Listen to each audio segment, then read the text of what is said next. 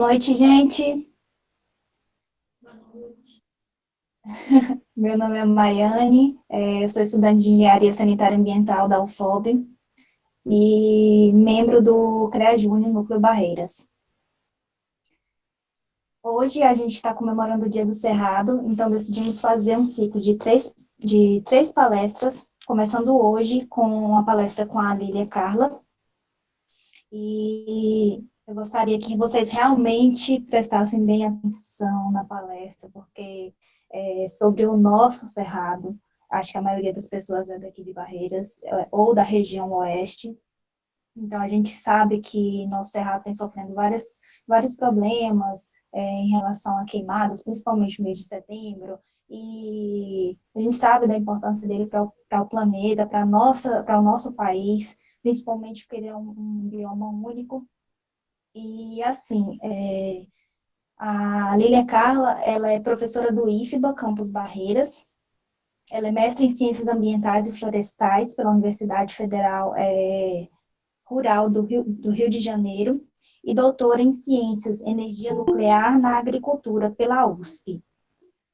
Só que antes de passar a palavra para ela, eu gostaria de falar para vocês que as perguntas e sugestões que vocês tiverem no decorrer da apresentação podem ser lançadas no chat.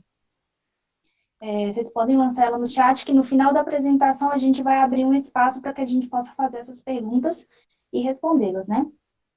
E quem tiver com o microfone ligado, por favor, desliga, para não ter nenhuma interferência, nenhum ruído. E também tem a questão do teste de proficiência. O nosso teste de proficiência é feito sempre depois da apresentação, talvez no mesmo dia ou no dia seguinte, e aí a gente manda para vocês esse teste. Só que são 3 palavras-chave que serão lançadas para vocês no decorrer da apresentação. Aí a primeira palavra-chave eu vou falar agora. Então, vocês anotem essas palavras justamente para, no final da apresentação, vocês poderem responder esse teste, que ele será muito importante na hora de entregar o certificado para vocês, que é o que comprova que vocês estão realmente assistindo a palestra. A primeira palavra-chave é preservação. Preservação. Anotem, por favor. Então, a segunda palavra-chave, eu vou mandar ela no chat. Então, fiquem atentos quando eu tiver mandado ela. Vou mandar ela, talvez 1, 2 vezes, não tenho certeza. Mas fiquem atentos no chat. No chat. E agora, né, eu vou passar para a Lília Carla para falar um pouco sobre o aproveitamento de espécies nativas do Cerrado para o consumo. Seja bem-vinda, Carla. Muito obrigada por ter aceitado o convite da gente. E vamos lá, gente, apreciar a apresentação da Carla. Eu que agradeço ao convite, né? Eu sou a professora Lilian, eu trabalho com algumas espécies do cerrado lá no IFBA. Tenho alunos de iniciação científica trabalhando com algumas dessas espécies. E eu pretendo concentrar, então, a apresentação nas espécies que a gente trabalhou, né? Vou fazer uma autodescrição antes de iniciar. Eu sou Lilian Carla, eu tenho cabelos castanhos claros, né? Crespos. Atualmente ele está na altura do ombro. Tenho olhos castanhos escuros, pele parda. Estou usando um vestido colorido com mandalas. E também tem um detalhe na gola, né? Com metal dourado e fitas. Né?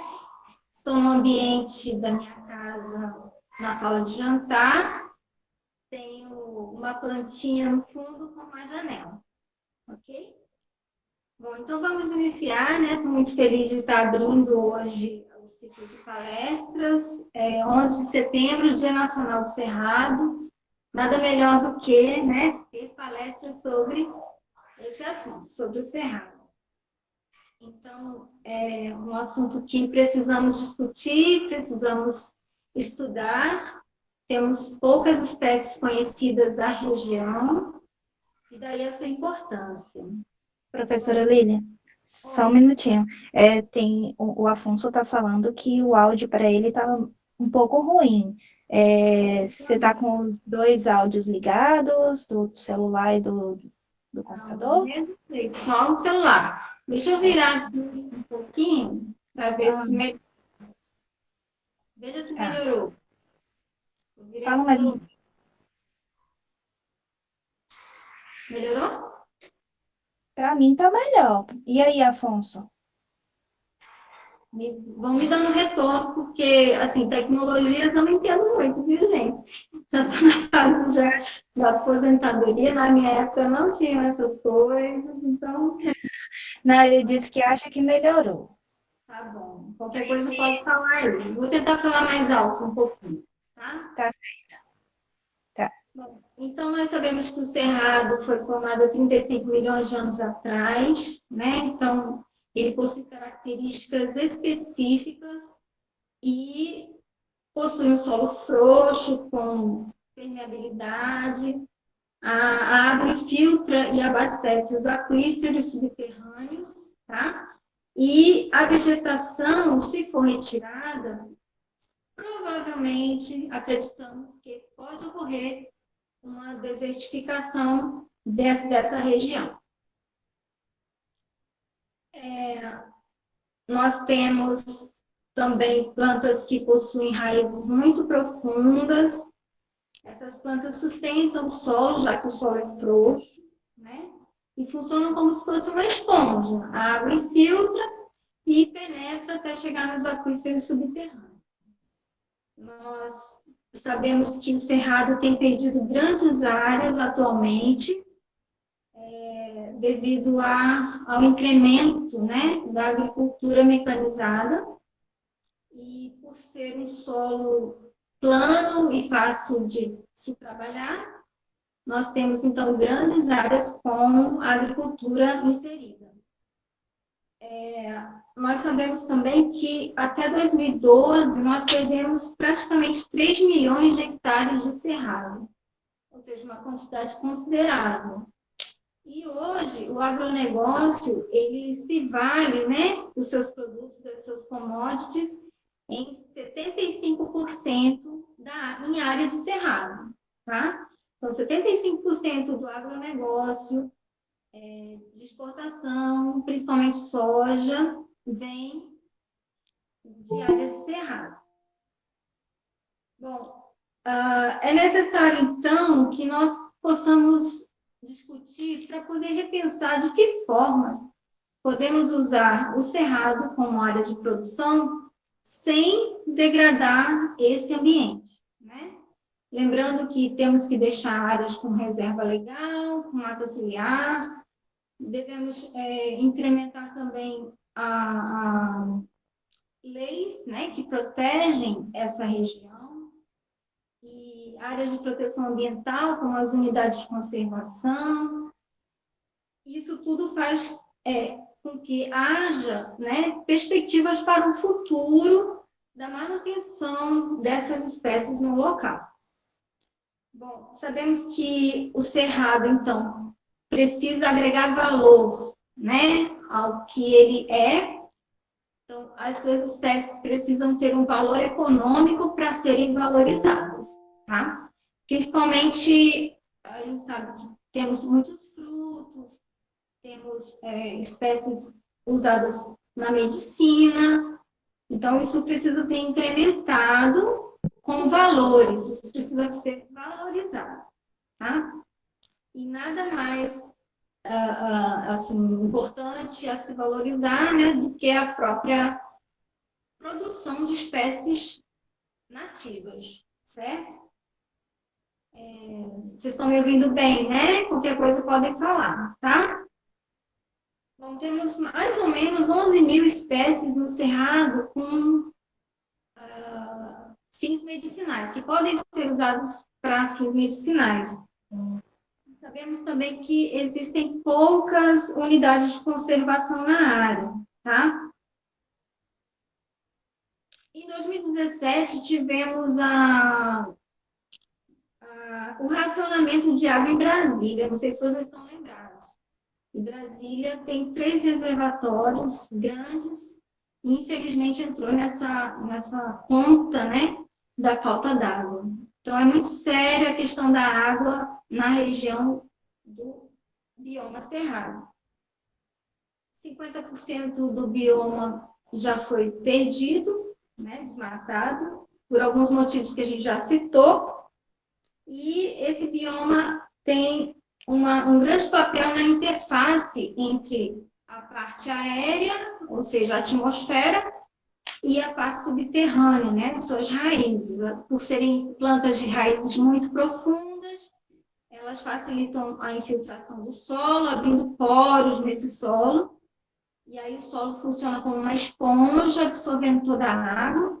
E, além disso, essas raízes profundas garantem a sobrevivência das plantas na época de seca, tá? Então, é considerado um dos hotspots mundiais, né, de biodiversidade, com mais de 11.627 espécies de plantas nativas já catalogadas.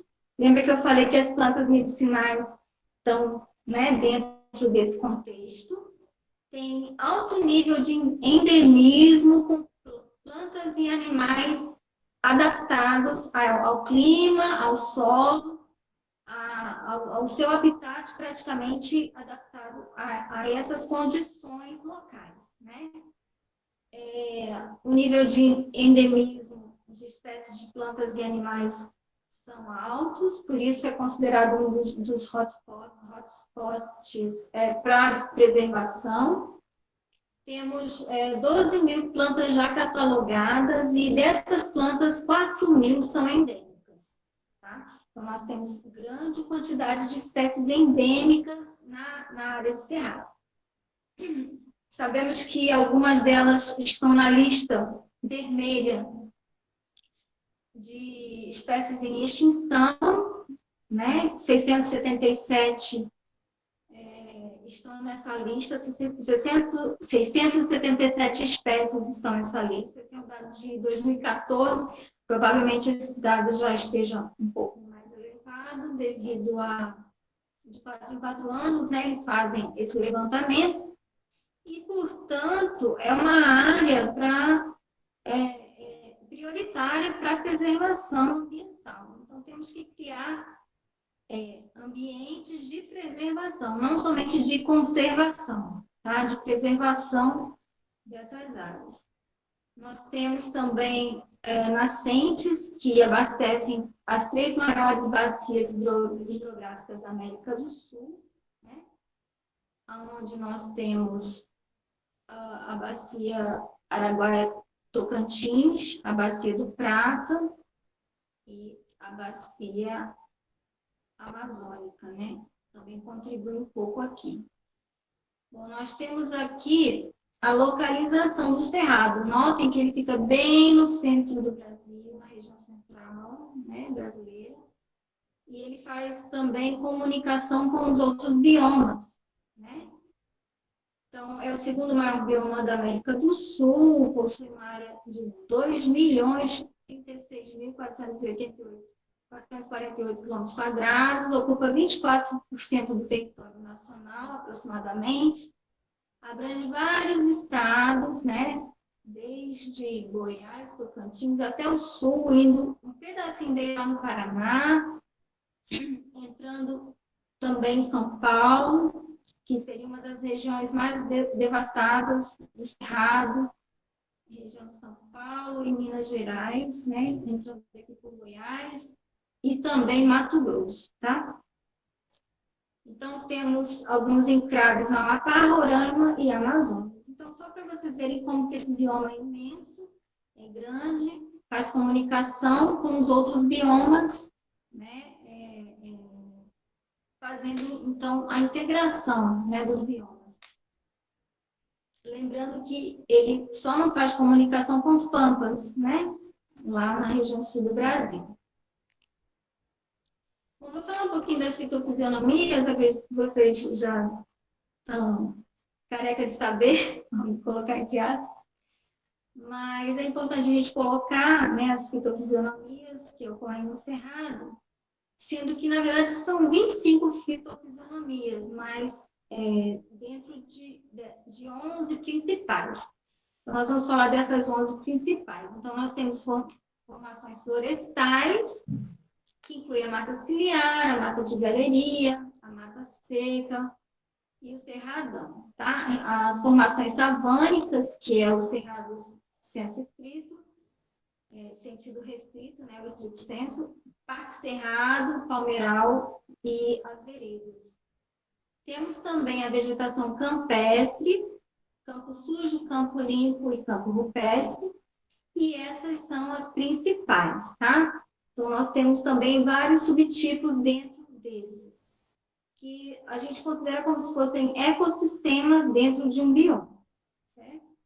Então, nós temos aqui na imagem, né, mostrando espécies de mata ciliar com altura bastante elevada, em seguida a mata de galeria, também com árvores altas, depois vem a mata seca, e assim sucessivamente vamos diminuindo as dimensões das espécies, entrando no cerrado estrito senso, e depois chegando no parque cerrado, podemos encontrar veredas, os palmeirais e as áreas rupestres.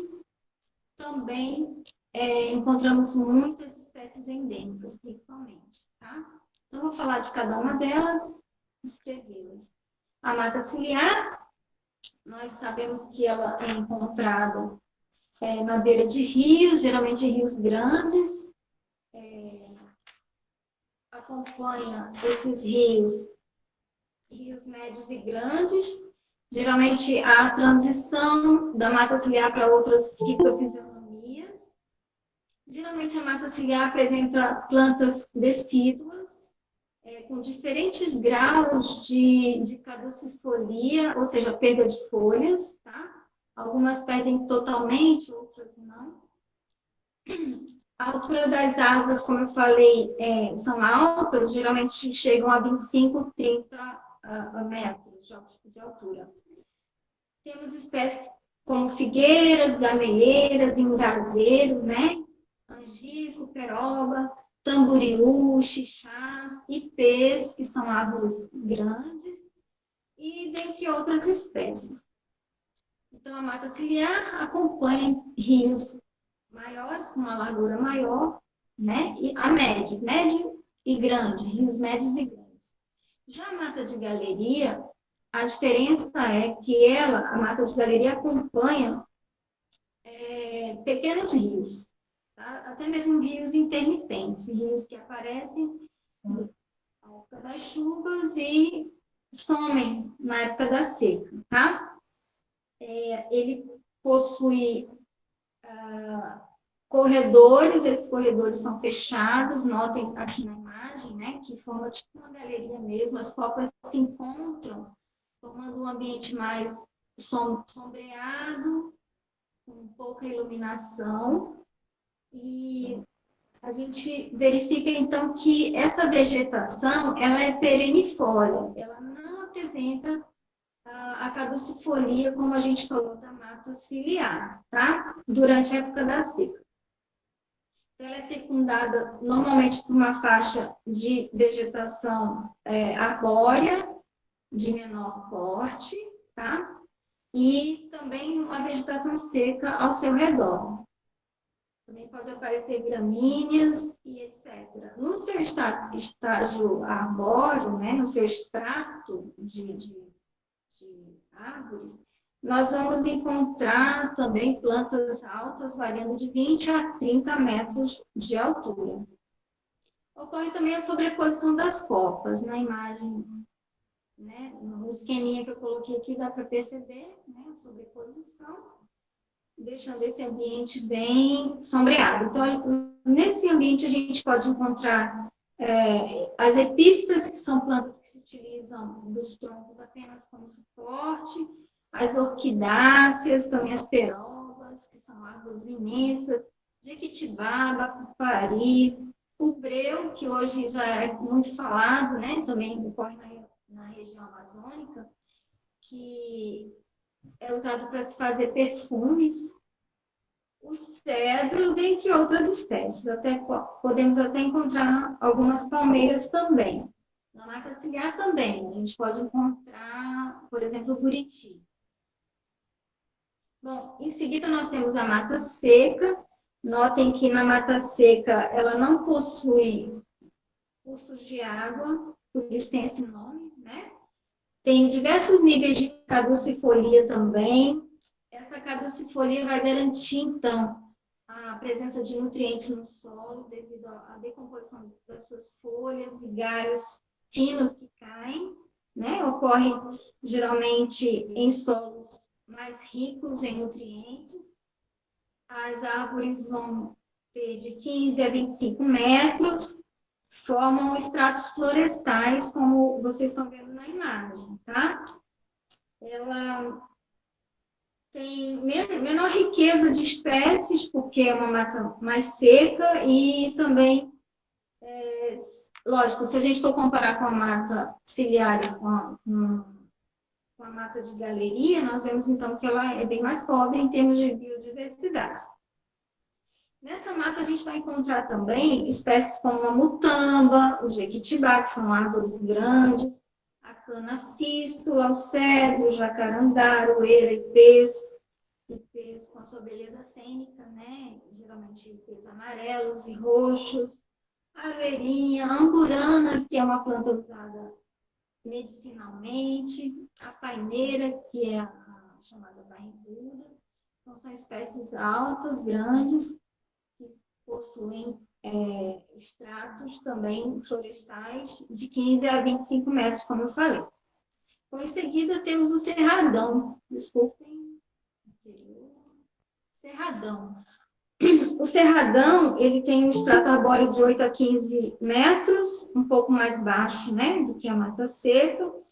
Também diversos níveis de caducifolia, as plantas também pedem, algumas sim, outras não pedem folhas, apresentam plantas perenes, e algumas têm um padrão de semideciduidade, né, pedem as folhas durante o ano.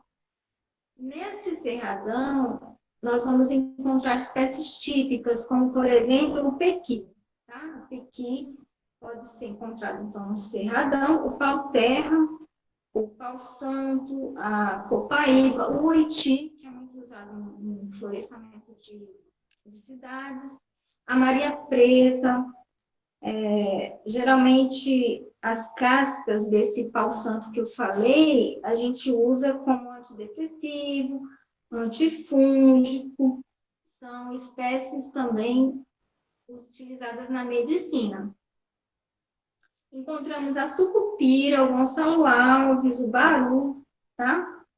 O pau de jacaré, ou cinzeiro, também chamado de cinzeiro, gramíneas. Também podemos encontrar cactos, a pata de vaca, que é a baunilha, alguns chamam de unha de vaca. E também a presença de arbustos nessa região, espaçados, né? Então, não forma uma mata totalmente fechada, mas é uma mata ainda considerada com porte alto. Em seguida, nós temos o cerrado sentido restrito. Esse cerrado estão me ouvindo? Tá tudo certo?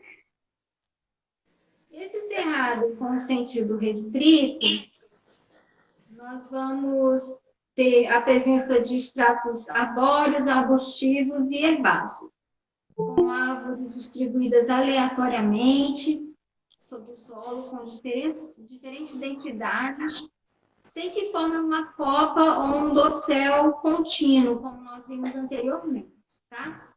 As árvores normalmente vai ter aquele aspecto de cerrado mesmo, com árvores tortuosas, inclinadas, com ramificações irregulares, torcidas, o aspecto mesmo de cerrado que a gente costuma ver, tá? Nesse bioma, a gente vai encontrar também algumas características que fazem com que essas espécies sejam resistentes às queimadas, né? Como uma cortiça bem grossa no caule, folhas coriáceas, folhas rígidas, grossas, né? Isso confere a essas plantas a capacidade de rebroto depois de uma queimada, por exemplo, e acredita-se que esses galhos tortuosos surgem quando um dos galhos são danificados pelo fogo, né? Quando os galhos são danificados pelo fogo, eles acabam brotando do outro lado e começam, então, a formar aquele aspecto tortuoso da árvore. Então, nós temos esse cerrado considerado um pouco mais denso, temos o cerrado típico e temos também o cerrado ralo.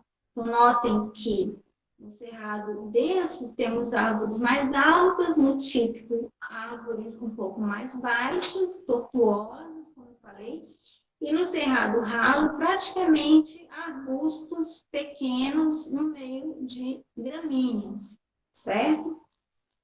Nesse cerrado sentido restrito, que já é a formação savânica propriamente dita, nós vamos encontrar espécies, como eu falei, com raízes profundas, né, condições específicas para sobreviver às queimadas. Então, temos o araticum, a peroba do campo, chamada mama-cadela, que eu acho que vocês conhecem como maminha de porta, né? O Gonçalo Alves, a sucupira preta, o murici-piqui, faveiro, mangaba, jatobá e etc. Tá? Várias espécies a gente vai encontrar nesse cerrado típico. Também podemos encontrar as palmeiras, sendo que existe uma fitofisionomia chamada palmeiral, também nós vamos falar, e também nesse cerrado estrito sensu, ou sentido restrito, a gente também pode encontrar a formação de cerrado rupestre com a presença de rochas, tá? Então, a gente encontra aqui na região, ali próximo de São Desidério. Então, aqui uma vista panorâmica, onde a gente vê o cerrado senso estrito, o campo cerrado, o cerrado sujo e o cerrado limpo, né? O sujo ali que eu falei é o anterior que nós vimos aqui, o típico que a gente chama, tá?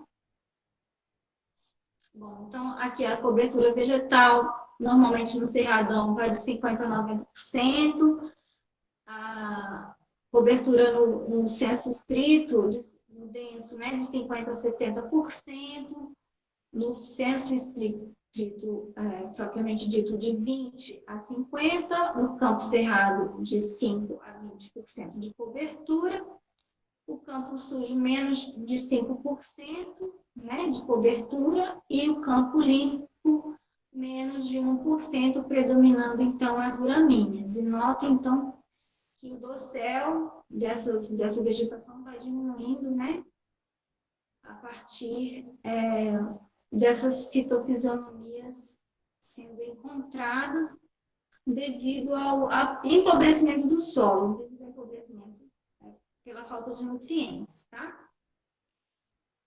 Aqui o cerrado senso restrito ainda, com a formação rupestre, né, com rochas, onde nós vamos encontrar espécies que nascem nas fendas das rochas, já estão adaptadas a essa condição, e também encontramos subarbustos, né, um cerrado subarbustivo, herbáceo também, com a altura média de mais ou menos de 2 a 4 metros de altura dessas plantas. Os solos são muito pobres, né, em nutrientes e com baixos teores de matéria orgânica. Podemos encontrar também gramíneas nessa região, essas espécies totalmente adaptadas a essa condição. Bom, o Parque Cerrado seria uma outra formação, deixa eu ver aqui na minha cola, de árvores, essas árvores são agrupadas em elevações de solo, né? Então, existe uma elevação de solo, provavelmente aqui, e as árvores se agruparam nesses locais, tá? Essas elevações de solo normalmente são feitas pelos cupins, né? Os cupinzeiros, os murundus, que a gente chama, tá? Então, esse solo possui muitos cupinzeiros, então, normalmente nós chamamos esse tipo de vegetação de parque cerrado, aonde existe uma concentração de árvores em determinados pontos desses locais. E o palmeiral, que eu já citei, né? Onde nós vamos encontrar palmeiras, por exemplo, como o buritizal, que também é representado nessa imagem, o bacu, o gabirobau, o o bacuparizal e o macaubal, tá, gente? Então, são palmeiras que se concentram formando essas formações chamadas de palmeiral. Bom, aqui as veredas, né? Então, já na formação do cerrado típico, também encontramos veredas onde nós vamos ter, né, áreas alagadas, certo? Pelo afloramento, né, dos lençóis. Encontramos essa espécie chamada Mauritia flexuosa, que é o buriti, e normalmente circundado por campos típicos e úmidos, né? Então, aqui na região circundada por gramínea, e uma zona de transição entre o cerrado estrito sensu, ou o cerradão também. Tá? Nós vamos encontrar esse tipo de formação. As veredas são lindíssimas, né? E estão com elas associadas várias espécies animais que dependem desse ecossistema para sua sobrevivência, para a dessedentação. E então é um ambiente muito rico, muito, vamos dizer assim, biodiverso, tá? Então, esse afloramento do lençol freático normalmente ocorre devido a diferentes permeabilidades do solo. Ele tem um papel fundamental no sistema hidrológico local e também manutenção da fauna. Principalmente pouso de aves, é onde as aves preferem nidificar, né? Fazer os seus ninhos. Então, são essas regiões com água. Existem pressões muito grandes sobre essa vegetação, sobre esse ecossistema, tá? Pela construção de barragens, pisoteios de animais, o gado, por exemplo, se entrar, né, nesse local, começar a pisotear, acaba formando uma camada impermeável, fazendo com que a água, né, acabe secando nesse local, e assim a gente acaba perdendo a vereda local, tá? Então, o pisoteio de animais é um problema para esses locais. E também construção de açudes, né? Que também deterioram esse ambiente. Então, nesses locais nós encontramos gramíneas, o buriti, como a gente já falou, chuveirinho, que é uma planta ornamental, é muito usada para se fazer flores secas. E o serviço ecossistêmico desse biossistema, vamos dizer assim, desse ecossistema, não tem preço, né? Nós sabemos disso. Então, a produção, tanto de quantidade de inter-relações que existem ali, são incontáveis, né? Bom, a próxima, acho que eu pulei uma, que seriam aqui uma vereda vista com imagem do alto, né? Então, notem que é um ambiente muito bonito, muito biodiverso. O campo sujo, né? Que é chamado também o cerrado típico, onde nós vamos encontrar espécies arbustivas, poucas espécies arbóreas, arbustivas e herbáceas, né, de porte baixo, espaçados, com baixa fertilidade. Vamos encontrar gramíneas e leguminosas. Temos o campo limpo, nota que predominantemente ocorre na presença de herbáceas, pode ser uma zona também de transição entre a vereda e o cerrado típico. Também ocorre esse tipo de vegetação próximo das chapadas, né, bordas de chapadas, próximos a olhos d'água, campo de várzeas e também nessas zonas de transição que eu já falei com as veredas. Existe também o campo rupestre, normalmente em áreas de altitude. As espécies endêmicas são inúmeras e muito bonitas. Vamos encontrar também extrato herbáceo, arbustivo, também trechos com afloramentos rochosos e a presença de bromeliáceas, asteráceas, gramíneas, plantas carnívoras de pequeno porte, a gente pode encontrar nessas regiões, plantas também suculentas, como cacto, e encontramos nesse campo rupestre. Geralmente em áreas de altitude. Tá? E se tratando de fauna, que hoje não vai ser o nosso foco, né? Existe, então, uma fauna muito biodiversa também, devido à diversidade de habitats, de ecossistemas, fitofisionomias, e essas espécies, então, transitam por eles. Temos mamíferos, avifauna, peixes, répteis, anfíbios, insetos, e foi catalogadas, então, 288 espécies da fauna ameaçadas de extinção. Eu coloquei na imagem duas espécies, né? O lobo-guará, que foi homenageado agora com a nossa moeda de R$ 200, né? E o tamanduá-bandeira, que também está na lista, né, da fauna ameaçada de extinção. Então, é muito sério essa questão, porque com a perda de habitats, provavelmente esses animais não têm o que comer, não têm por onde se dessedentar e acabam também entrando na lista, né, das espécies ameaçadas de extinção. Bom, só para trazer, né, a discussão que nós vamos ter no Cerrado 850 espécies de aves, 251 de mamíferos, 12.000 espécies de plantas nativas, ao menos 901 espécies ameaçadas de extinção, contando animais e plantas. Tá? Então, é o lugar onde moram 12 milhões de pessoas, né? Contando indígenas, quilombolas, pequenos agricultores, pessoas que têm conhecimento, né, tradicional do uso do cerrado, fazem uso do cerrado também para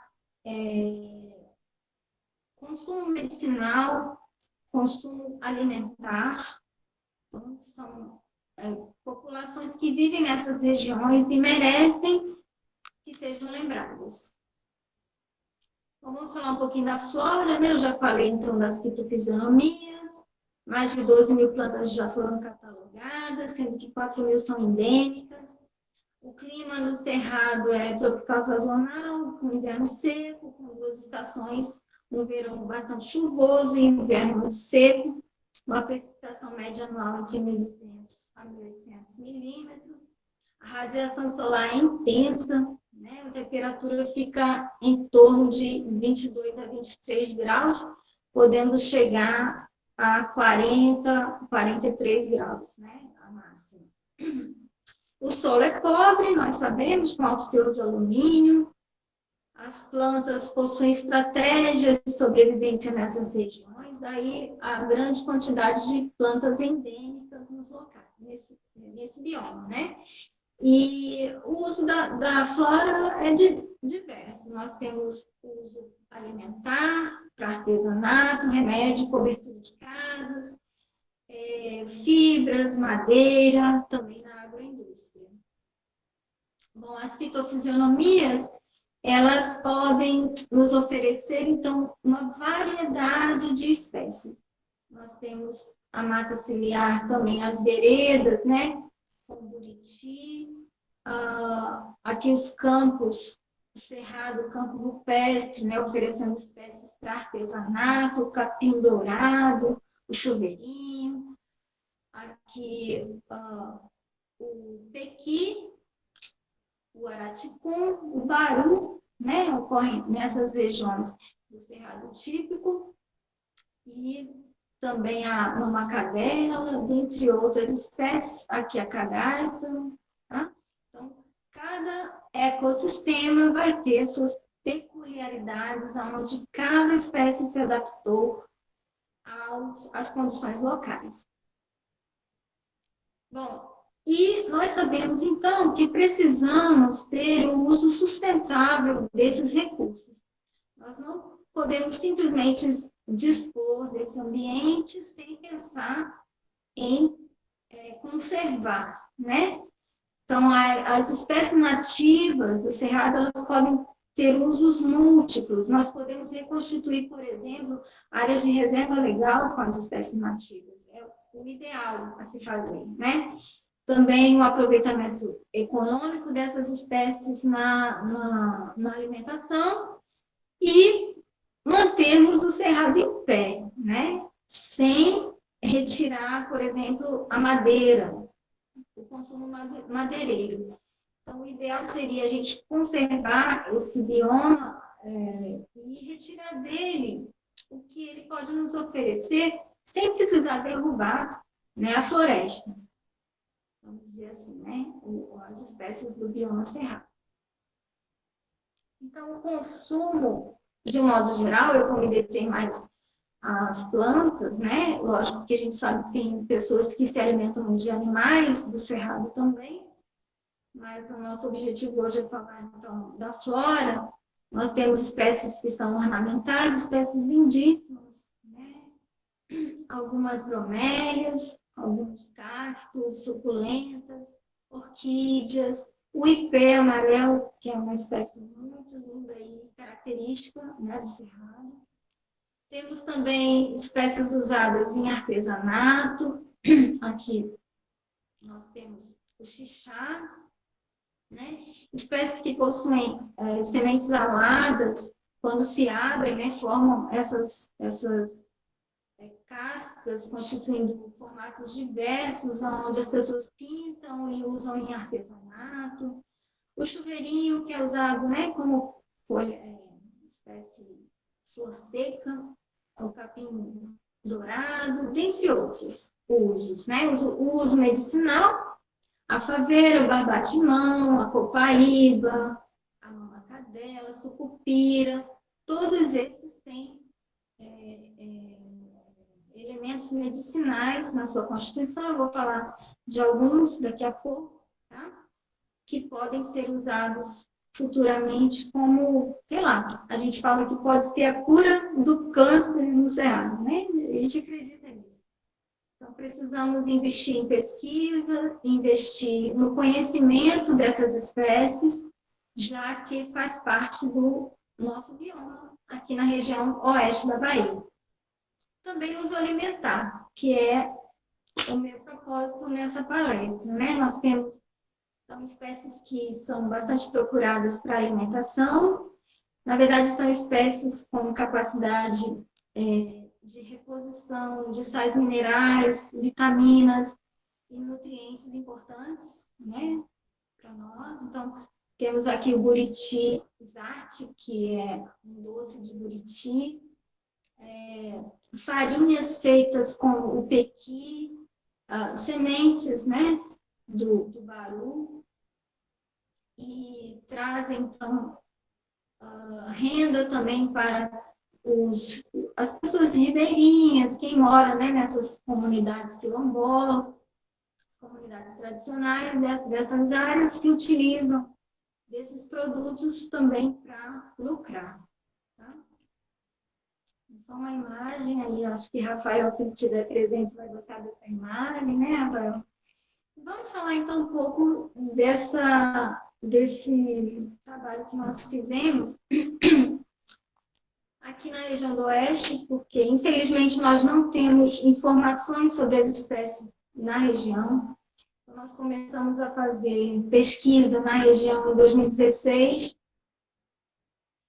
com bolsas de iniciação científica, procurando conhecer esses frutos, né? Um deles foi esse, o Articum. Nós fizemos 3 trabalhos juntamente com os alunos de iniciação científica. Quem trabalhou com o Articum, que é a nona Crassiflora, foi o Rafael, né, no IFBA. E o Articum, então, ele tem outros nomes populares, pode ser chamado marolo, cabeça de negro, a árvore chega a 8 metros, o fruto pode chegar até 3 quilos, 3,5 kg, com casca grossa, marrom.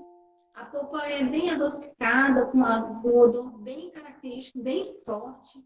Então, tem pessoas que não gostam, né? Justamente porque é meio que enjoativo o cheiro. A semente é lisa e preta. Essa espécie ela é rica em ferro, potássio, cálcio, vitamina C, A, B1 e B2. Frutifica geralmente em novembro a abril, né? Nesse período. E a produção de uma árvore pode ser até 20 frutos por árvore, tá? Então, existem 2 tipos de Articum, um com a polpa mais rosada e outro com a polpa mais amarela. O com a polpa mais rosada ele é mais doce e mais macio. O Articum já com a polpa mais amarela, ele não é muito macio e é mais ácido, tá? Então, aqui detalhes do fruto. E nós sabemos que a polinização ocorre através de besouros, né? Entomófila, ou seja, são necessários os besouros voadores cheguem nas flores, né? Para fazer a polinização. É um fruto que tem vários usos culinários, por exemplo, como bolachas, geleias, sucos, sorvetes, bolos e etc. Também pode ser usado na medicina. As folhas e sementes são usadas para conter, por exemplo, a diarreia, induz a menstruação, tratamento de úlceras, cólicas, câncer de pele, olha aí, câncer de pele, doenças degenerativas e também reumatismo. Tem ação antioxidante, ou seja, ele evita o envelhecimento, ou previne, né, o envelhecimento, vamos dizer assim, previne. E também o ideal é se colher de cada árvore apenas 75% dos frutos, para que a gente não comprometa a perpetuação da espécie local. Querendo ou não, as espécies do cerrado são coletadas, extraídas de ambientes ainda vamos dizer, silvestres, né? Não tem nada plantado por enquanto. Uma ou outra espécie está sendo cultivada agora em Brasília.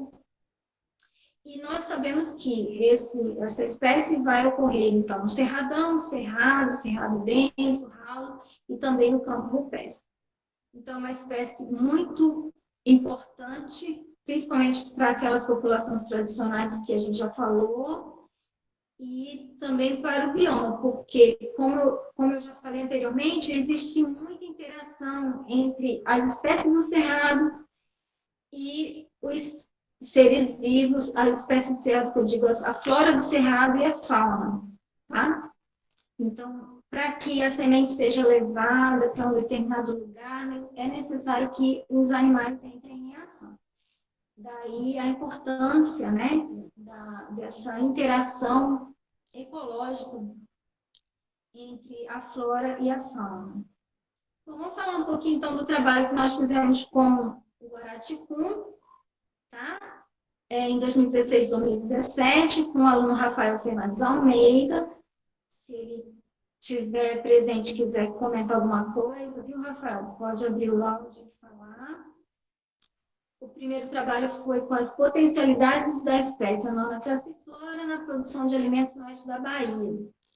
E o nosso intuito era verificar quais são as propriedades do Guaraticum para que nós pudéssemos fazer um novo produto, né? Elaborar uma receita, alguma coisa desse tipo. Tá? Então, nós analisamos as propriedades do fruto do araticum do oeste da Bahia, e seus aspectos físico-químicos, e também pretendíamos verificar o seu consumo e a criação de um novo produto. Para isso, então, decidimos fazer, né, o doce de articum ao leite, onde nós obtivemos o fruto. Rafael, né, despolcou o fruto. Houve, então, análises físico-químicas desse fruto, peso, sólidos solúveis totais, acidez titulável, a razão de sólidos solúveis e acidez titulável, a cor, o pH e a textura. Então, dá para perceber que é um trabalho básico, onde nós vamos conhecer as propriedades do fruto daqui da região.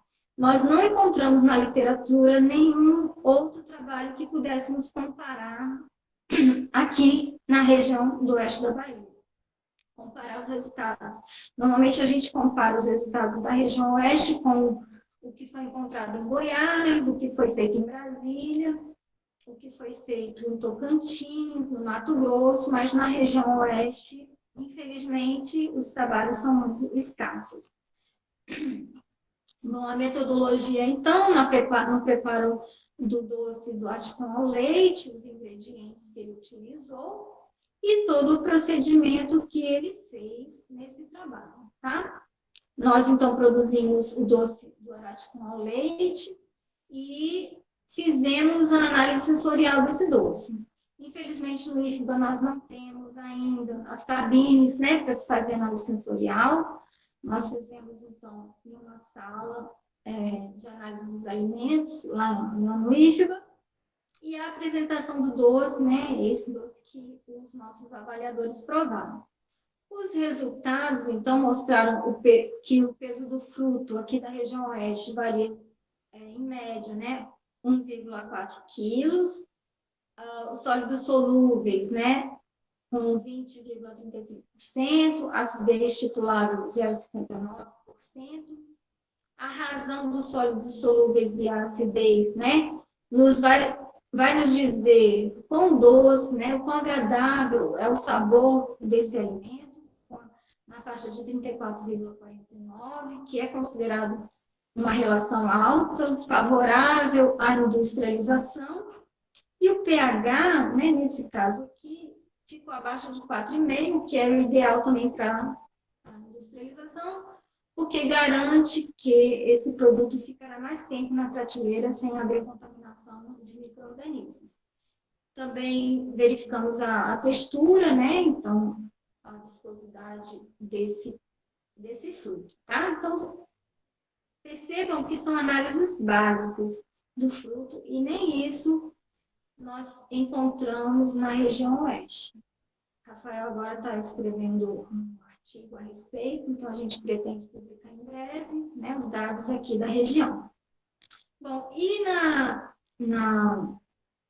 análise sensorial, verificamos que a porcentagem de aprovação foi bem alta, né? Todos acima de 70%, o que é ideal para a industrialização desse fruto, tá?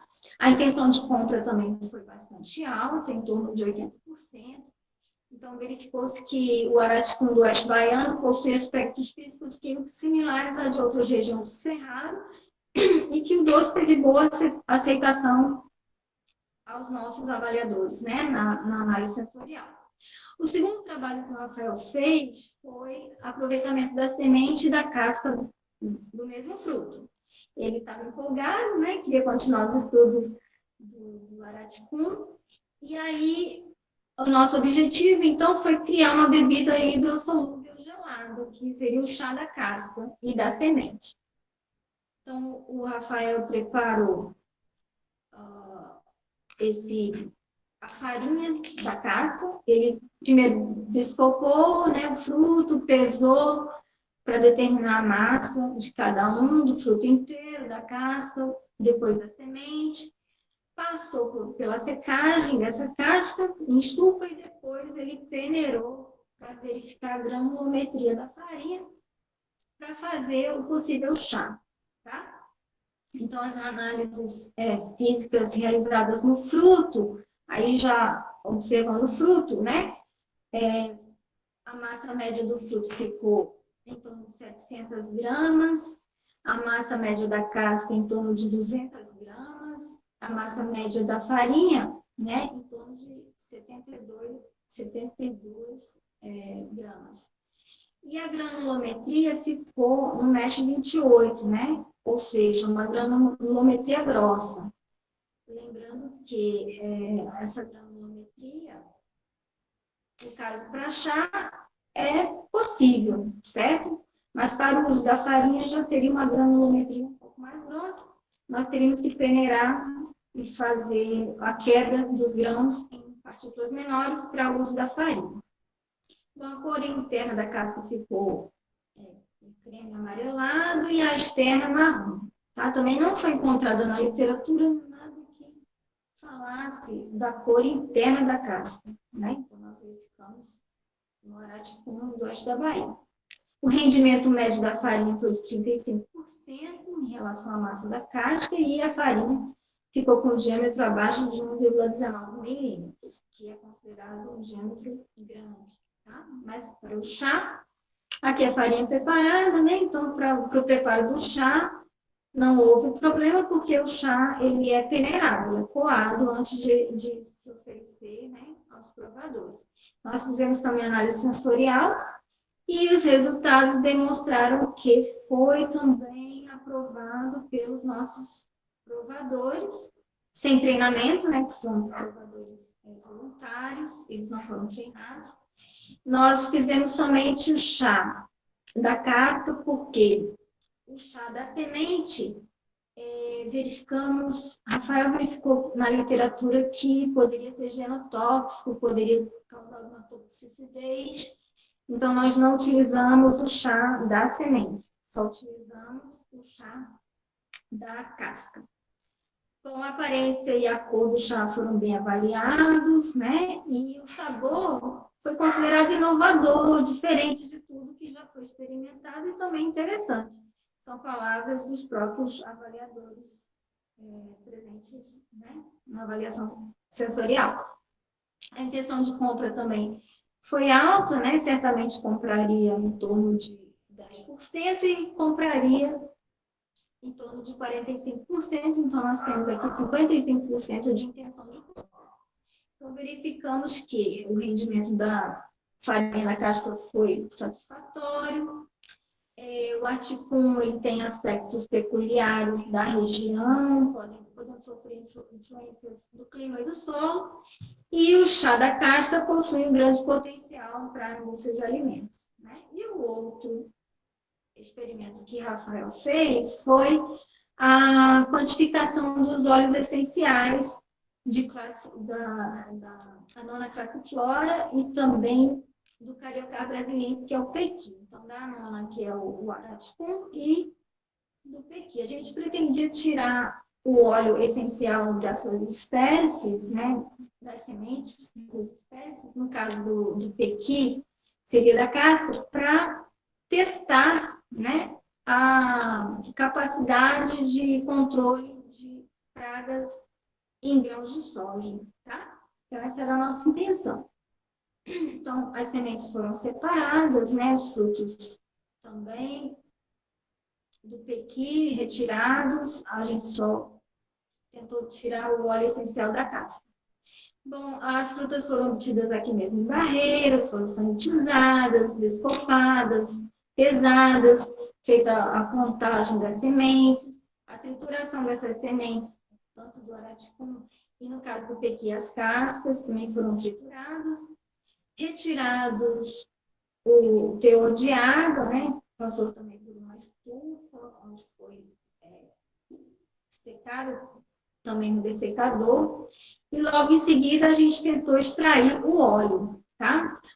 Rafael usou o extrator chamado Soxhlet no IFBA e também o extrator Kines, só que não foi efetivo, né? Verificamos que esses equipamentos não conseguiam extrair o óleo totalmente do pequi, porque ele formava tipo uma espuma que obstruía a passagem, né, dos extratores, dos etanóis e etc., dos elementos químicos, que não permitiu que a gente extraísse esse óleo. E o Rafael tentou fazer um equipamento improvisado lá no laboratório, né? As tentativas foram inúmeras, até que nós conseguimos fazer a extração por hidrodestilação na UFOB, né? A professora Catiúcia permitiu que nós usássemos o laboratório e conseguimos, então, extrair bem pouco óleo, tá?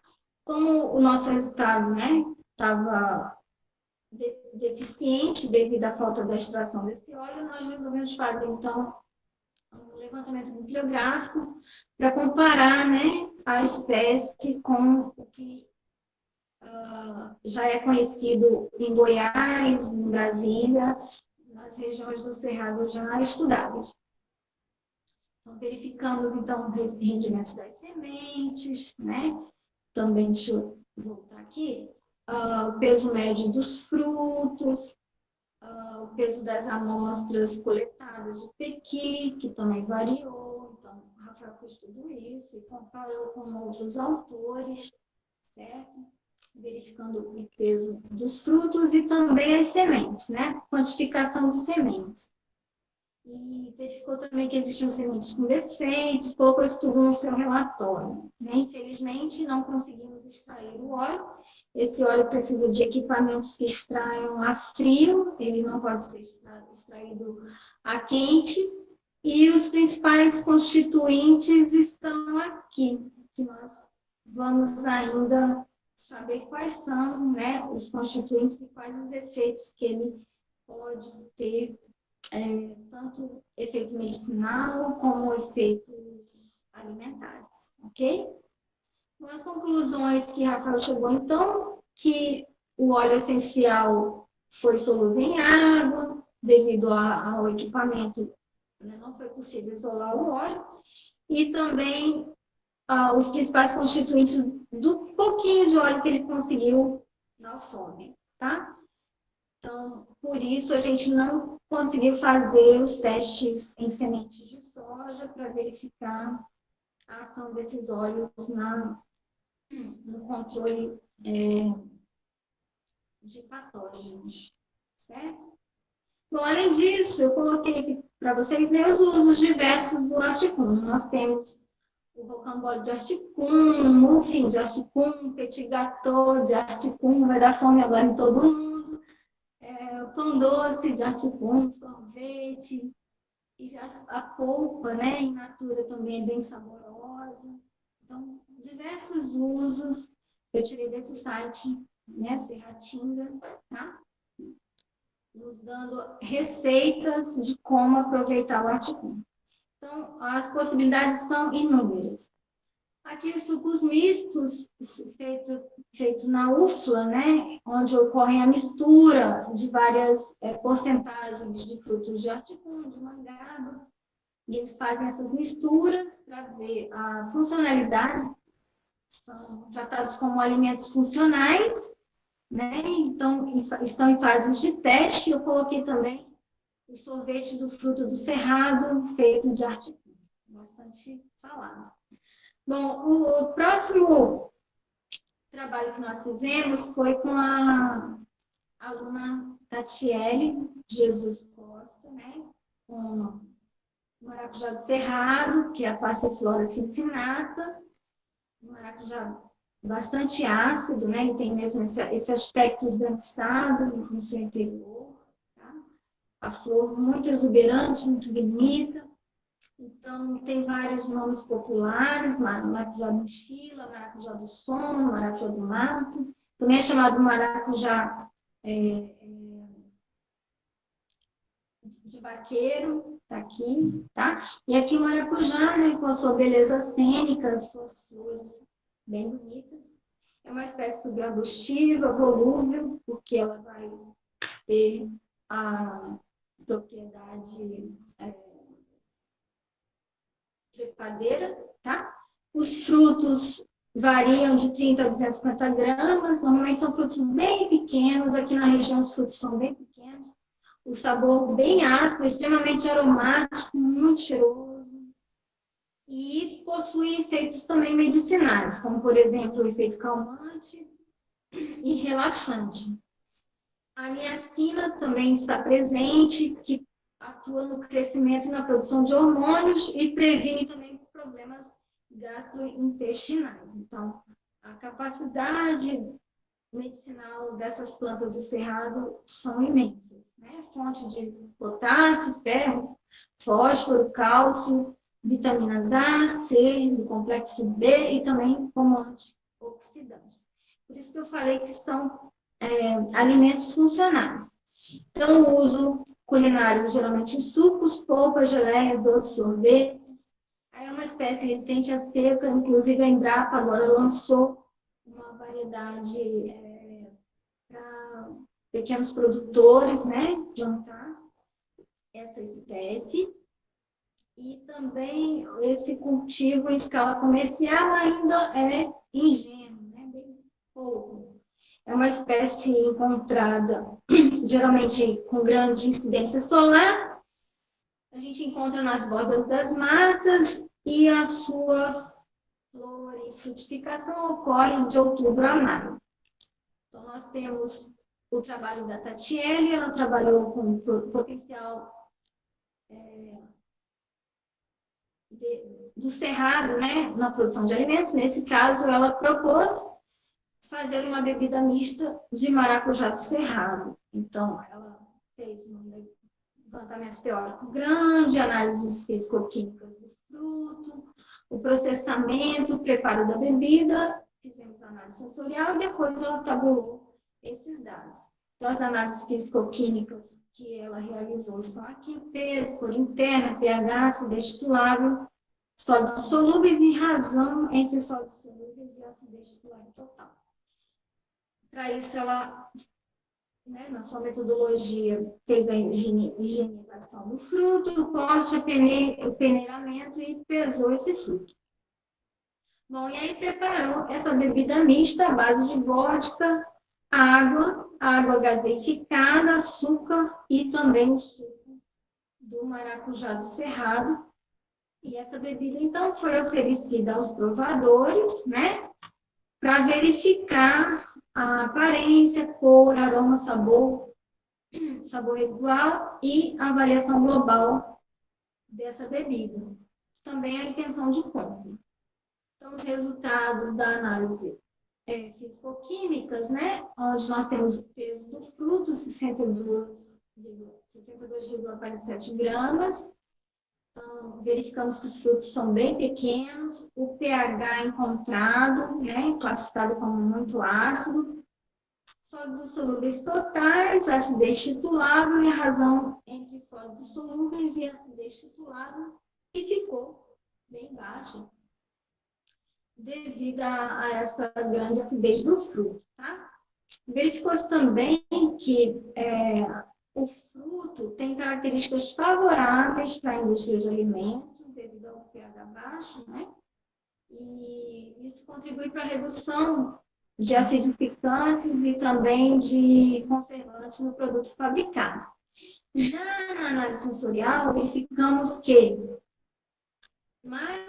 80% para mais, né, das notas foram altas, que podemos verificar, que a aparência foi em torno de 90% da bebida, a cor 89%, então os avaliadores gostaram da bebida, certo? As notas foram altas. A avaliação global ficou em torno aqui, gostei muito, né? 32%, gostei muitíssimo, 32%, gostei muito, 40%, ou seja, muito alta essas notas dadas pelos avaliadores. E também a intenção de compra, a grande maioria ficou entre compraria e possivelmente compraria. Então, nós acreditamos que seria um bom produto para ser utilizado, né, pela indústria de alimentos. E as conclusões de Tatiele, né, verificou então que o fruto possui grande potencial para ser utilizado na indústria. Bom, para mim aqui não está passando. Aqui, consegui. Próximo slide. Agora passou 2, né? Seria o próximo estudo de Tatiele, que foi a confecção da farinha, da casca, do fruto. Não sei para vocês, não estou conseguindo passar, deixa eu ver aqui no interior. Vocês estão me ouvindo? Está tudo certo? Sim, Maiane está aí? Maiane? Oi, tô sim. Não estou conseguindo passar meu slide. Não tá conseguindo passar? Não. Minimiza ele, tenta e aumenta de novo para ver se resolve. Acho que era isso.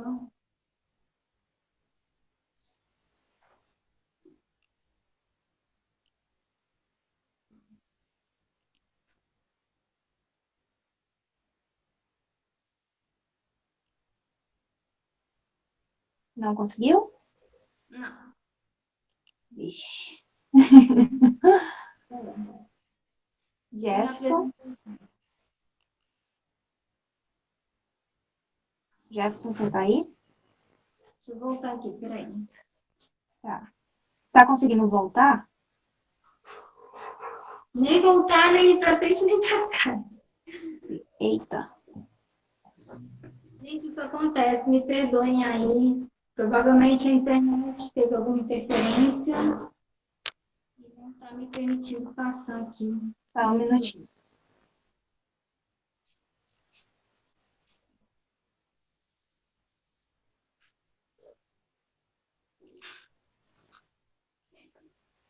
Estava achando bom, né? Que estava conseguindo passar tudo.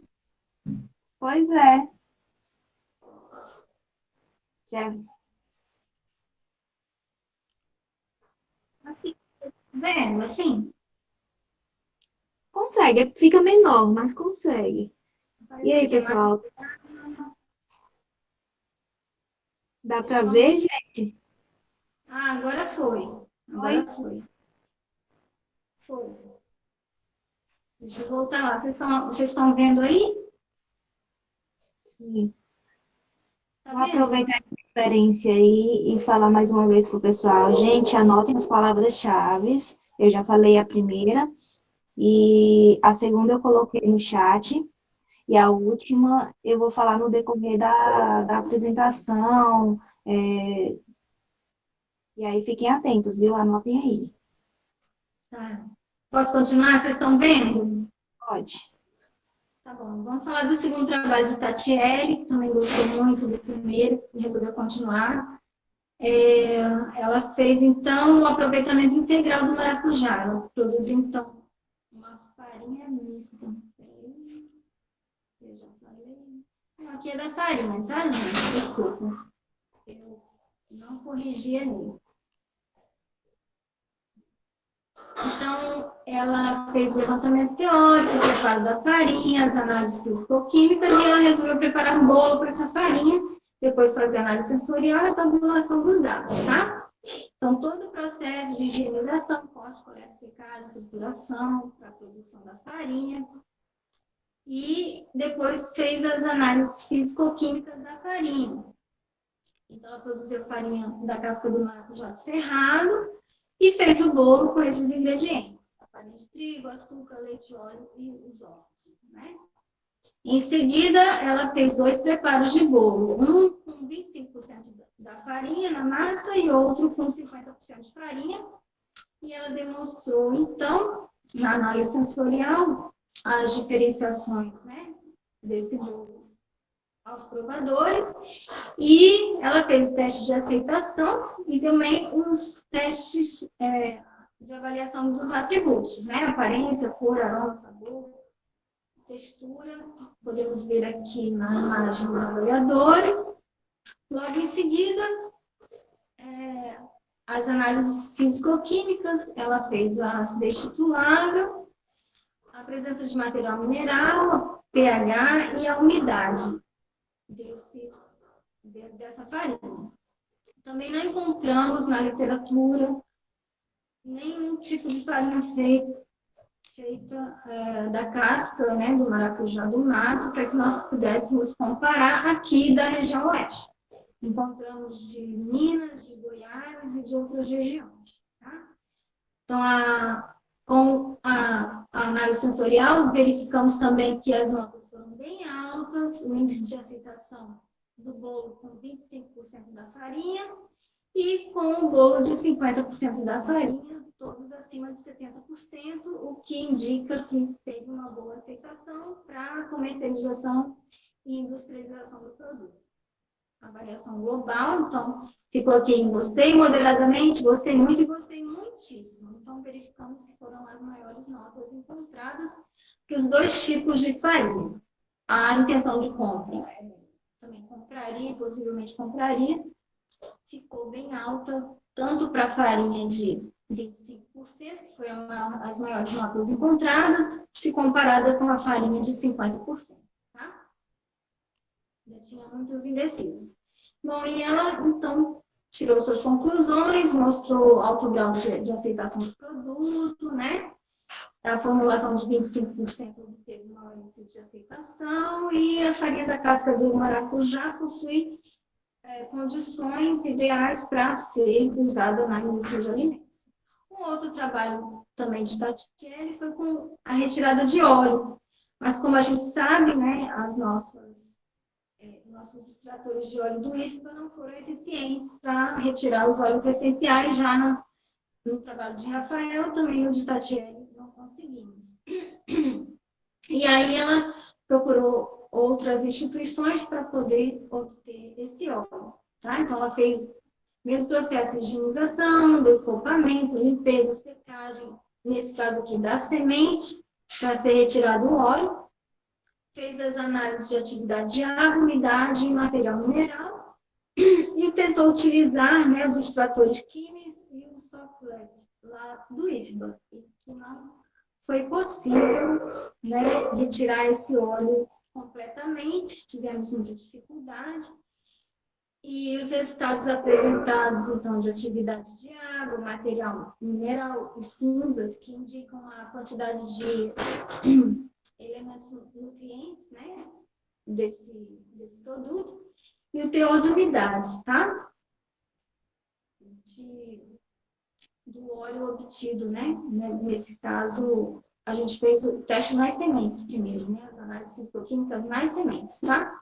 Para depois podermos proceder a retirada do óleo. Então, os dois extratores que foram utilizados, ela comparou os dois, não teve diferença significativa entre os dois, e ela verificou, então, que as sementes apresentaram um percentual de extração de lipídios menor que outras espécies de maracujá. O método de extração pode influenciar no rendimento final, porque o rendimento foi baixo, né? E ela indica que a extração deve ser feita a frio, tá? Desse óleo da semente. Então, diversos usos também para o maracujá do mato ou o maracujá do cerrado. Sucos, sorvetes, geleias, licores, pudins, cremes, bolos, barra de cereal. Né? Já encontramos produtos industrializados feitos por cooperativas, né? Produtores que se reúnem em cooperativas para realizar a produção desses produtos. Receitas, a gente já encontra copinho de maracujá, que é chamado da caatinga, mas é maracujá do cerrado, barrinho de cereais, geleias e etc. Bom, um outro fruto que nós também fizemos trabalho foi com o buriti, tá? O buriti, então, ele é encontrado nas veredas, como a gente já falou. Então, tem nomes populares diversos, né? Uma palmeira que pode chegar a 35 metros de altura. Os frutos possuem essas escaminhas, né? Uma coloração avermelhada, um fruto muito bonito. A planta produz até 7 cachos, e cada cacho pode ter até 500 unidades de fruto, então, um rendimento bem alto por pé de buriti, né? A semente é dura, oval, comestível, nós vemos que tem um sabor agridoce, uma consistência bastante gordurosa. A produção do óleo é feita, né, da polpa e também da semente, tá? Pode ser usado para fins medicinais, como queimaduras, tem efeito cicatrizante e aliviador da dor de queimaduras, né? Então, é um óleo que também pode ser feito biodiesel, tem altos teores de vitamina A, por isso ele é usado também como filtro solar, tem vitaminas B1, vitamina A, B1, B2, B5, vitamina C, cálcio, ferro e proteínas. Tem os tocoferóis, que é uma atividade pró-vitamina A, também antioxidantes, que, como eu falei, previnem o envelhecimento, são sequestradores de radicais livres, e a produção pode chegar a 3,6 toneladas por hectare, ou seja, uma produção bem grande, bem maior do que alguns produtos das monoculturas, né? E ocorre geralmente nas veredas, como eu já falei. Então, esse trabalho foi feito por uma aluna, a Cláudia Elizabeth. O objetivo era de a gente caracterizar o óleo do Buriti aqui da região oeste da Bahia, né? E incorporar esse óleo numa bebida láctea. Então, essa era nossa ideia, né? Infelizmente, a Cláudia precisou deixar o nosso projeto, porque ela ganhou o estágio e não podia ter 2 bolsas, então ela precisou sair e a gente não conseguiu concluir esse projeto, mas ela fez a caracterização físico-química da polpa do Buriti, análise de pH, atividade de água, acidez, cinzas, teor de lipídios, e a extração do óleo ficou, né, para uma próxima etapa, nós ainda pretendemos fazer, tá? Então, aqui né, as variáveis que foram analisadas, então nós verificamos, né, a presença de acidez, então a média ficou em 1,04, que é um produto bastante ácido. Aqui o pH da polpa, né, 3,69, também um produto bastante ácido. E o extrato etéreo, 20,89, né? Então, foi resultados obtidos em base seca da polpa, o que indica que é um produto que pode ser comercializado na indústria de alimentos. Então, diversos usos também, doce de buriti, raspa de buriti, polpa, óleo e artesanato. Então, temos móveis feitos, né, do buriti, da palha, das folhas do buriti, né, usados também em cobertura de quiosques, de casas, etc. Nesse site da Serratinga, a gente encontra receitas diversas de uso da polpa, tá? Do buriti. Outro projeto que nós fizemos foi com o cajuí. Aí já é outra aluna, que é a Aline Silva Santos. Né? A Aline trabalhou com o cajuí, que é o cajuzinho do cerrado, o cajuí. Então, ele é bastante pequeno, sabor muito ácido, suculento, bastante cheiroso, né? O fruto verdadeiro é a castanha, na verdade, o que a gente come do cajuí é o pseudofruto, então pode ser obtido o óleo da castanha, que é o cardol, e também o ácido anacárdico, que é utilizado para fins medicinais, antissépticos e cicatrizantes. Também feito o chá das folhas para combater diarreia, infecção de garganta. A raiz também é usada como purgativo, né? Purgativo aqui, tá, gente? A resina da castanha é usada para tratar calos e verrugas. Então, tem uso medicinal. A planta vai florescer em setembro, outubro. E os frutos ocorrem em novembro, tá? No mês que vem já temos cajuí na região. Alguns animais se alimentam desse fruto e ajudam na dispersão de sementes. É encontrado no Cerrado Estrito Senso, Campo Sujo e Cerradão. Também tem ação anti-inflamatória, antioxidante, antimicrobiana, cicatrizante, com um grande potencial de uso medicinal. Então, quem fez esse trabalho foi a Aline Santos Silva, ela pretendeu, né, fazer hambúrguer nutritivo a partir do cajuí, tá? Então, ela fez, com o uso do pseudofruto, uma proposta de um alimento nutritivo, é um hambúrguer sem uso da carne, usou a fibra do cajuí. E aqui, então, toda a metodologia que ela utilizou, né, a separação da castanha, corte, limpeza, obtenção das fibras, filtragem do suco, a mistura da massa com outras especiarias e também a pasta do feijão, que foi o que ela utilizou na sua metodologia.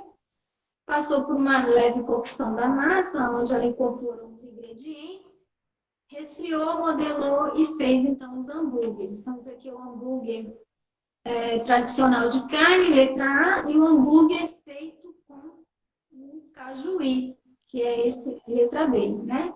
Então, só de olhar você não vê muita diferença entre os dois, principalmente na cor, tá? E aqui a determinação das características físico-químicas. Gente, esses dados a gente não encontra para comparar aqui na região, como eu falei, com os outros frutos também foi do mesmo jeito. Demonstrando que o oeste da Bahia ainda é pouco conhecido nas propriedades, vamos dizer assim, da sua flora, né? A gente praticamente não conhece, certo? Então, ela pesou, mediu, verificou o diâmetro, fez a análise do pH, das cinzas, da acidez, né? A razão do sólido solúveis, e a acidez em ácido cítrico e ácido málico, para verificar, né, o sabor agradável do fruto e o teor de água, tá? E como veio a pandemia, infelizmente a gente não conseguiu a realização da análise sensorial, então nós fizemos uma pesquisa de mercado pelo Google Forms, e onde tivemos registro de 115 respostas, onde a pergunta era: você compraria hambúrgueres produzidos com fibra de cajuí em substituição à carne? E a letra B, você compraria um hambúrguer produzido com a fibra de cajuí se encontrasse disponível no mercado? E nós vimos que a aceitação foi grande, né? Então, verificamos que possivelmente seria um produto que pudesse ser usado na indústria de alimentos, tá? As conclusões da Aline, onde nós fizemos apenas a visualização, né, do hambúrguer, aqui feito na churrasqueira, feito na fritadeira e feito na sanduicheira, mostrando que não há diferença visual em relação ao hambúrguer tradicional feito de carne, tá? E o sabor também. Ela provou, né? Quando ela fez o hambúrguer, eu não cheguei a provar, por causa da pandemia a gente não podia se encontrar, ainda não podemos, né? Mas nós pretendemos fazer no sensorial em breve. Com os diversos usos do cajuí também, então várias receitas, doces, o nosso hambúrguer, né? E aqui os benefícios, né? Propriedade anti-inflamatória, melhora o sistema imunológico, vitamina C, né? Auxílio da digestão, combate diarreia e disenteria, previne o diabetes, previne o câncer, melhora a pele, fortalece o coração, auxilia a perda de peso e melhora o sistema cardiovascular. Então, são saberes populares, né? Que podemos comprovar também com os testes laboratoriais. Bom, o próximo fruto que eu queria falar é o pequi. A gente trabalhou, o Rafael, né, ia fazer um teste com a casca do pequi, que é essa parte de fora, perdão, e essa parte interna aqui, tudo isso é chamado de casca, onde a gente ia tentar obter o óleo, né? Não foi possível, mas o pequi também tem propriedades antioxidantes, né? E possui essa gordura que é muito saudável ao coração, a gordura boa, vamos dizer assim, tá? Algumas características do pequi, infelizmente, ele é muito calórico, né? Então a gente tem que ter cuidado no seu consumo. Possui grande quantidade de vitamina C, tá? Então ele fortalece o sistema imunológico. Aqui o piquizeiro, uma árvore típica do cerrado, seus frutos, né? O descopamento, né? Retirada dessa pele que fica entre a castanha, né? Lá de dentro também é comestível, e a casca, então é justamente a pele amarelinha que a gente consome, e aqui é a árvore. Uma árvore muito bonita, uma espécie muito elegante, vamos dizer assim, apesar de ser tortuosa, né? De cerrado. Bom, temos vários outros, né? Mas eu vou passar por causa da hora, eu já passei do meu horário. Eu só queria fazer as considerações finais. Eu queria dizer que tanto a cagaita, que é essa espécie aqui, que eu coloquei, quanto o baru, eles têm propriedades medicinais e estão sendo usados agora na alta gastronomia. Também o piqui, o baru, né, são espécies usadas em alta gastronomia. O baru é a semente que é comestível e ela tem um gosto muito parecido com o amendoim, certo? E as suas propriedades, então a gente vê aqui os minerais presentes, né? O baru, lindíssimo, olha a castanha como é linda. Lógico que quem quebra o fruto precisa tirar a castanha intacta para poder vender, né? Normalmente as castanhas quebradas são usadas para fazer farinha. Aqui o jatobá também retira-se a farinha dele. Então, deixa eu passar rapidamente aqui as propriedades nutricionais. Se alguém interessar, eu posso passar os slides, né? A mamacadela, que vocês aqui conhecem na região oeste da Bahia, como maminha de porca, também é muito utilizada na medicina. Ela tem propriedades contra o vitiligo, manchas na pele, úlcera gástrica, resfriado, bronquite, má circulação e etc. Tá?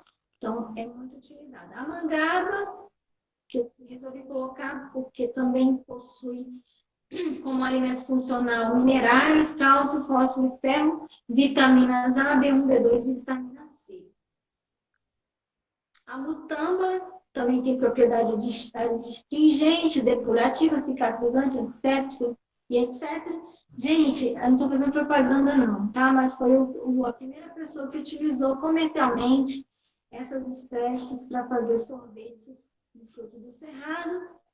E aqui dizendo, então, já existe o barutela, né?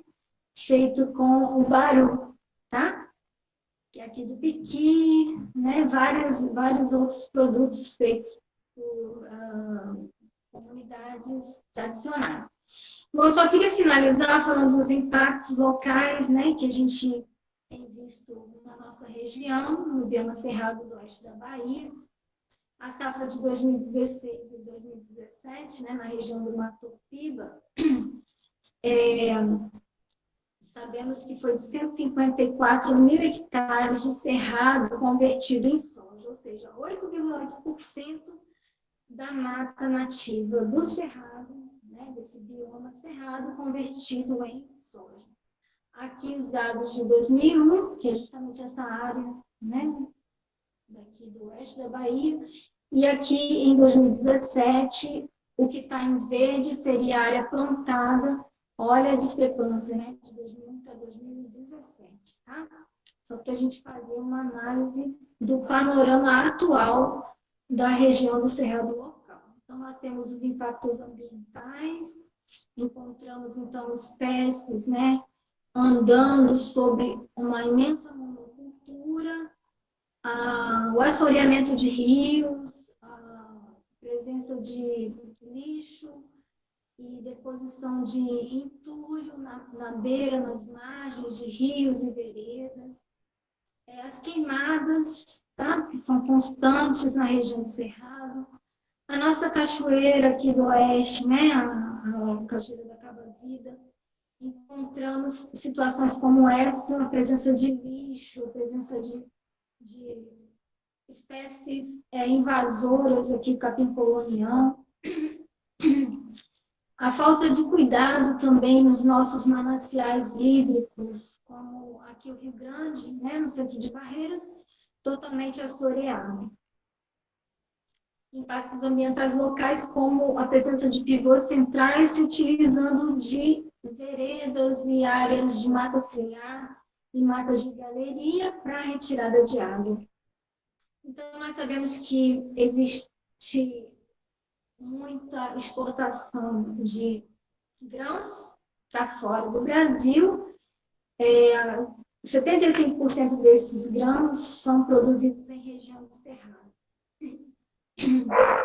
Existem produtos como, por exemplo, o licor de Pequi, que é exportado para o Japão, a amêndoa do Baru, que é exportado para a Alemanha, e possuem grande valor comercial no mercado fora do Brasil, tá? Então, devemos incentivar a conservação desse bioma, fortalecer os povos que vivem nessa região, para que haja o uso, né, sustentável dos recursos, sem que haja a extinção das espécies. Os impactos são inúmeros: a presença de lixo, agrotóxico, erosão do solo, invasão de espécies exóticas, e etc. Então, precisamos repensar a forma de fazer agricultura nessa região e cultivar frutas nativas, não só frutas, né? Espécies nativas do Cerrado, principalmente essas com uso comercial, para evitar o extrativismo ou a exploração desenfreada desses elementos da natureza. Tá? Precisamos, então, agregar valor ao Cerrado. É isso que vai fazer com que ele permaneça em pé, fazendo se tornar uma commodity. Tá? Vemos que no livro vermelho da fauna e da flora, né, temos muitas espécies já em extinção, e aqui no oeste espécies que nem foram conhecidas, infelizmente, já estão extintas. Certo? Então, a minha bibliografia, desculpem passar o tempo, passar uns 15 minutos, alguns vídeos interessantes que vocês, quem puder, né, ver no YouTube, vocês vão encontrar muito material sobre o Cerrado. Então, agradeço o convite, espero ter contribuído um pouquinho, né, para o conhecimento do Cerrado no oeste da Bahia. Então, é um ambiente que nós precisamos conhecer para que nós possamos preservar e também conservar. Tá? Então, muito obrigada, estou à disposição. Nós que agradecemos, professora Lilian. A palestra foi enriquecedora. Deu até vontade de pegar todos esses frutos aí e sair testando em casa. E agora eu vou falar a terceira palavra-chave, que é bioma. Aí o pessoal anota aí a terceira palavra-chave, bioma. E agora eu vou começar a fazer as perguntas que o pessoal fez aqui. Foram pouquinhas, mas... O tempo já está ultrapassando. Vamos tentar fazer rapidinho aqui. Afonso perguntou, as queimadas no Cerrado podemos considerar que sejam naturais, já que implica até na arquitetura das árvores, mesmo sem ações antrópicas? Existem dois tipos de queimada.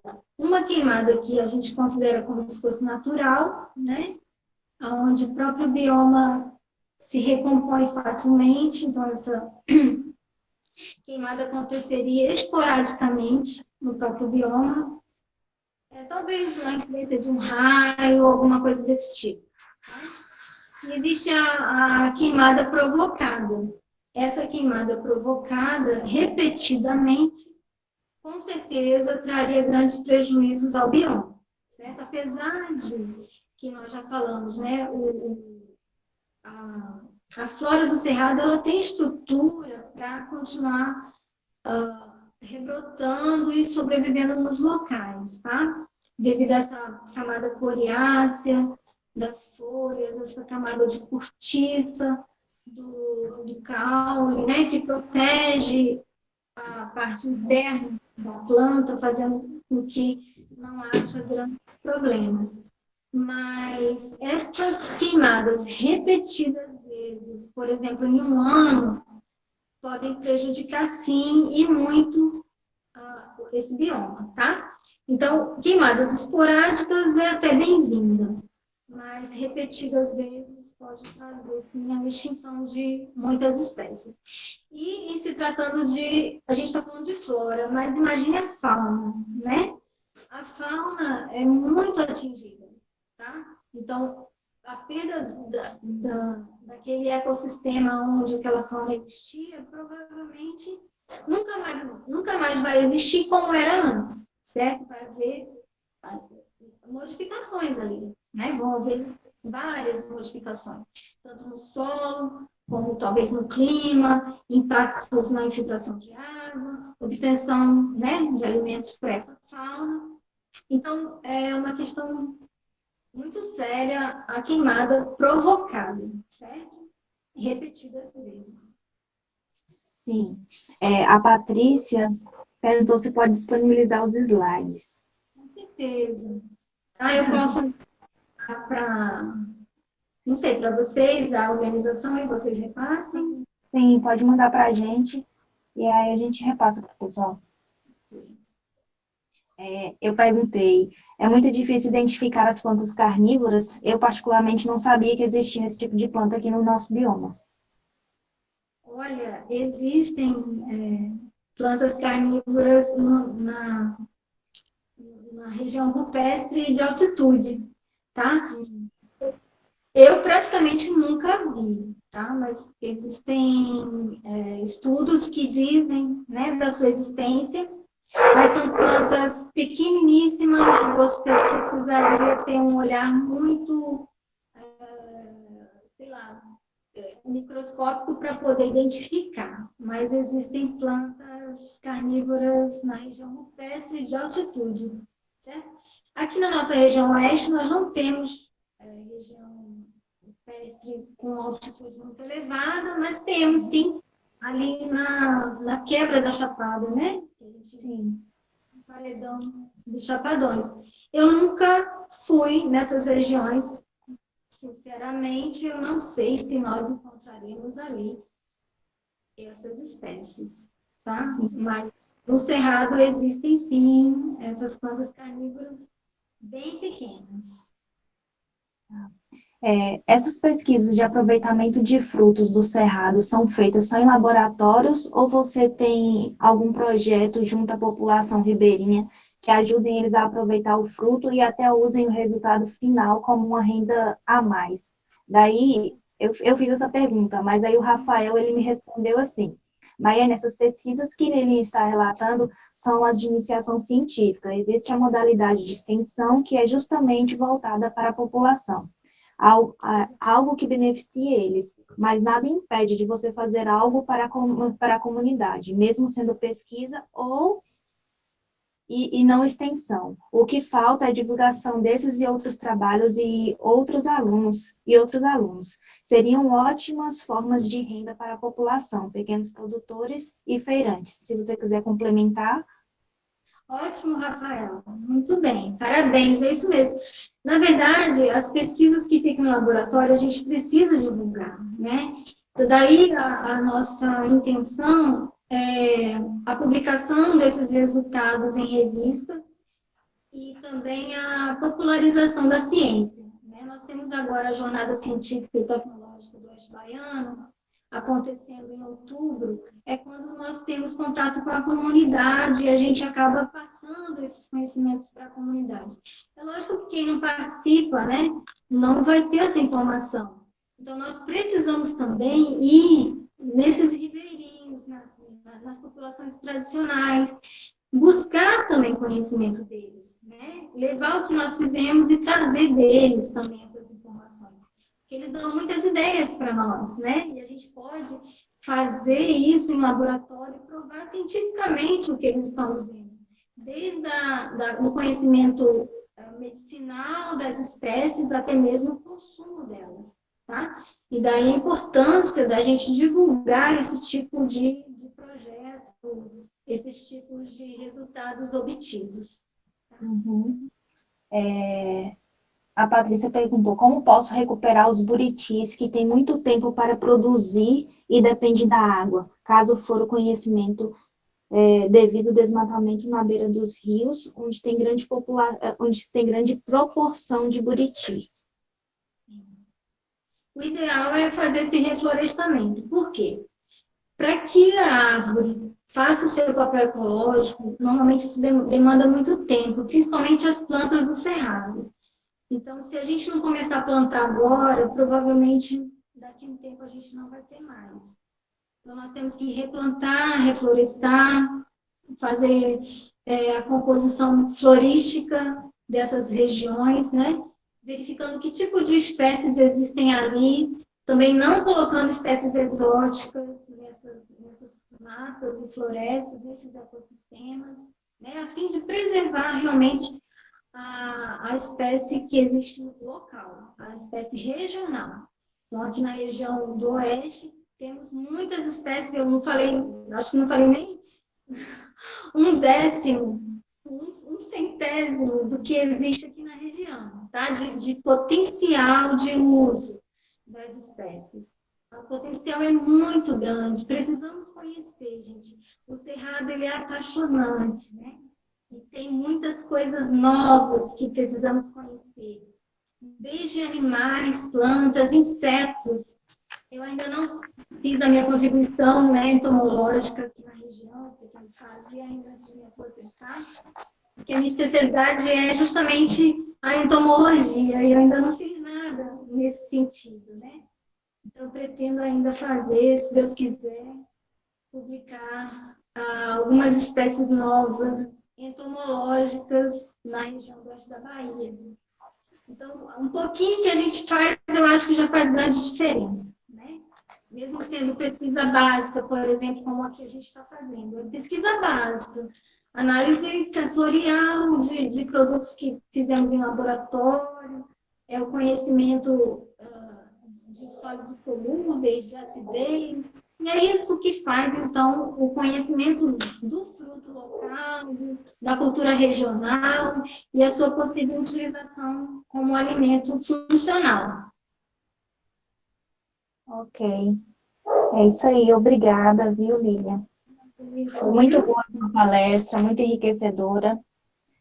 Obrigada a todos que estiveram presentes até o momento. O teste de proficiência vai ser encaminhado para vocês em breve. Fiquem atentos aí no WhatsApp ou no e-mail. E amanhã nós teremos outra palestra com René Cambuí. Vai ser sobre a química da gestão ambiental no Cerrado, às 19h30, também no Google Meet. Boa noite a todos. Pois é. Então, são Muito... presenças todas, né, Maiane? Tá bom. Tchau, gente. Obrigada. Boa